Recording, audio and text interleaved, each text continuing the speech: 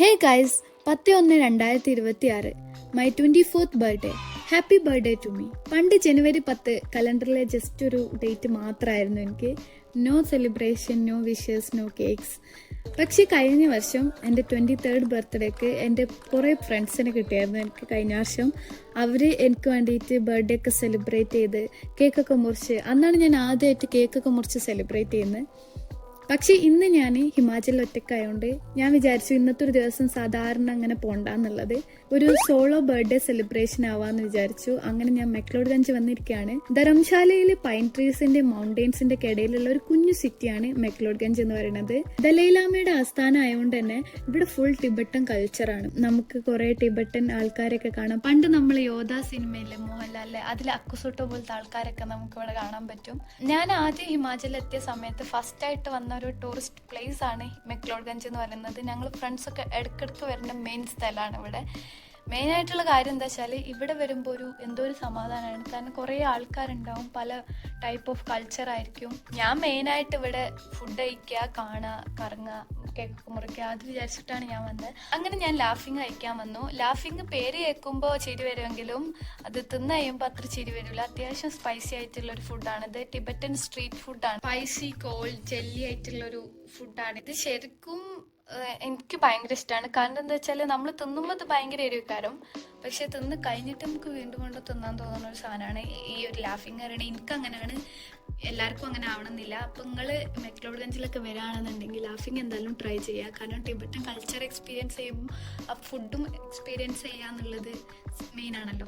അങ്ങനെ ഞാൻ വീണ്ടും അങ്ങോട്ടും ഇങ്ങോട്ടും കറങ്ങി മിനിസോയിൽ കയറാമെന്ന് വിചാരിച്ചു. നമ്മൾ അധികം വരുന്ന സ്ഥലമാണിത്. പക്ഷേ സാധനങ്ങളൊന്നും വാങ്ങൂല, ജസ്റ്റ് ഇതിൻ്റെ ഒരു ഭംഗിയൊക്കെ ആസ്വദിച്ച് മെല്ലെ പോകും.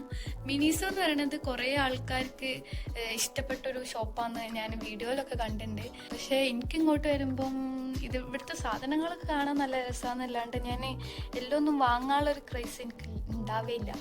സാധനം കാണാൻ നല്ല ക്യൂട്ടായിട്ടുള്ള കുറേ ഐറ്റംസ് ഉണ്ട്. ഞാൻ മെയിനായിട്ട് ഈ ഫേസ് മാസ്ക് സാധനങ്ങളൊന്നല്ലാതെ അതിൻ്റെ അപ്പുറത്തേക്കൊന്നും വാങ്ങിയില്ല.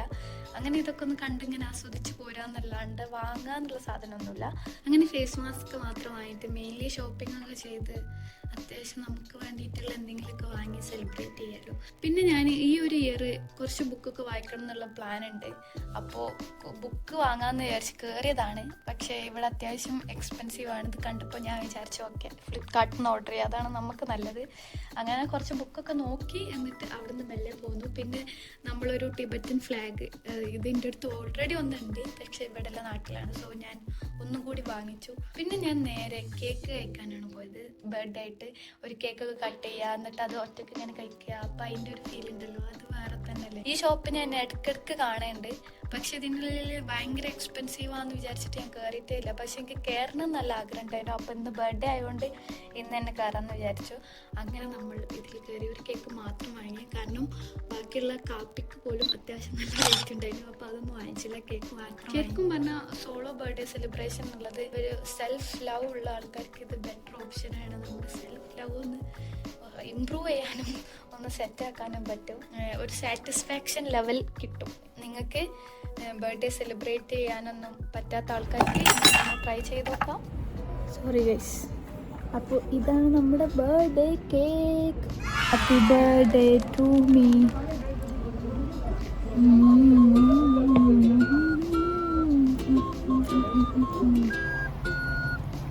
സോ ഗൈസ്, അപ്പോൾ എൻ്റെ സോളോ ബർത്ത്ഡേ സെലിബ്രേഷൻ ഇവിടെ അവസാനിക്കുകയാണ്. അപ്പോൾ ഇത്രക്കൊള്ളൂ. ബൈ.